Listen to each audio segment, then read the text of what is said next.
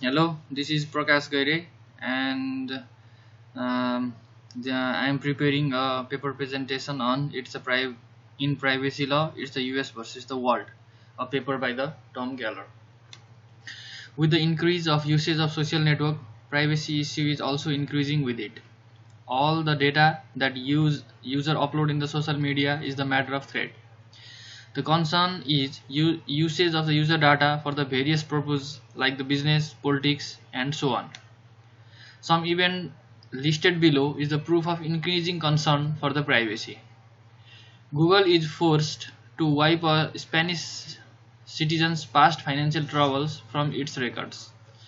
The Belgian Privacy Commission tells Facebook it must bend or break to abide by the country's privacy laws. A plaintiff press privacy cases against the Facebook in both Austrian and European courts. In each instance, national privacy laws collide with the international nature of the Internet and with the American business expectations. Cross-border issues of the online world are not new. Of course, the European Data Protection Directive at the center of many such cases was enacted in 1995, and online jurisdiction cases go back at least far 1996 US versus Thomas decision affirmed a California Bulletin Board system. BBS operator must obey community standard for the Tennessee subscriber. Yet few cases have cited the European law to prosecute US companies.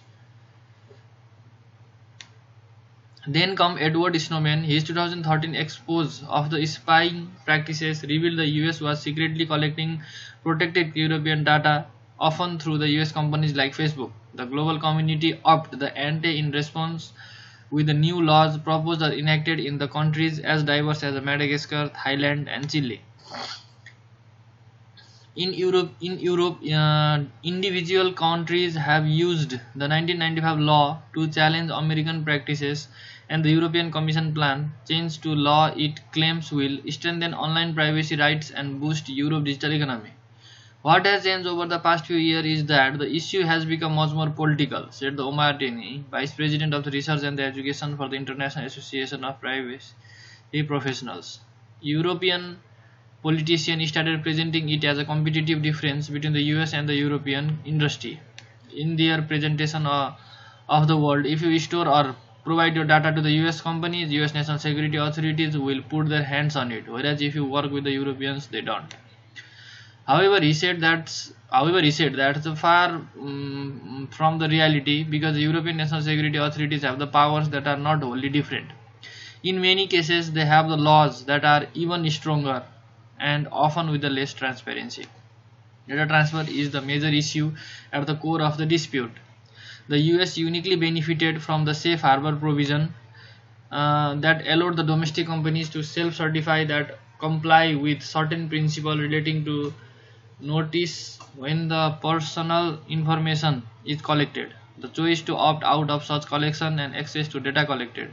The safe harbor law further requires such data to be kept secure, to be used only for the specified purpose, and to kept from being recklessly transferred to the third parties. Finally, US companies in the safe harbor program had to implement the ways for the European to enforce their right under the provisions. Europe has been the most active region for the privacy law so far, but governments around the world have been busy creating and enacting laws, even if the enforcement often follows only years later. In particular, data protection in the South Korea and the Canada stand out as heavy, while the Australia, New Zealand, Argentina, Japan, and the Morocco appear as robust along with the US.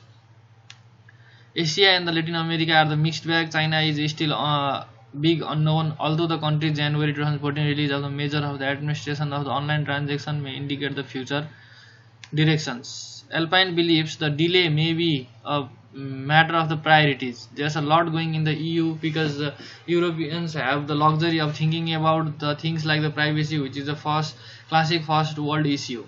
He said all the big African countries recognize they probably should be dealing with the issue, but they are also worried about getting the roads, phones to work, and the labor law and the environmental issues. Therefore, summing up at last, basically when it comes to privacy law, it's the US versus the world. Thank you.